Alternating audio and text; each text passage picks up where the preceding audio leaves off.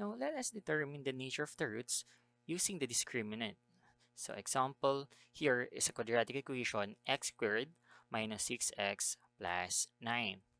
So for this one, you must identify first the values of a, b, and c. So a is equal to 1, and then b is equal to negative 6, and c equals positive 9. Next is to recall the formula for the discriminant, which is b squared minus 4ac.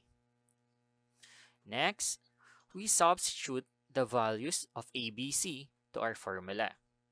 So here, we have here b as negative 6, a as 1, and c for 9.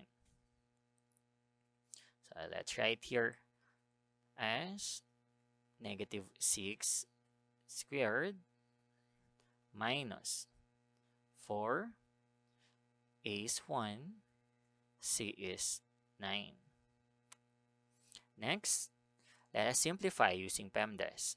Solve first if you have an exponent. So negative 6 squared is equal to 36 minus 4 times 1 times 9 is also 36.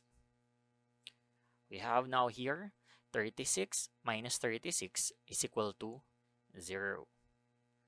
Now the discriminant of our quadratic equation x squared minus 6x plus 9 equals 0 is 0.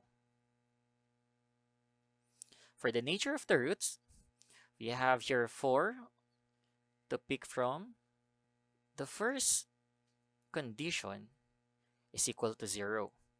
Therefore, the nature of our roots is real and equal. So we can write here, the nature of the roots is real and equal.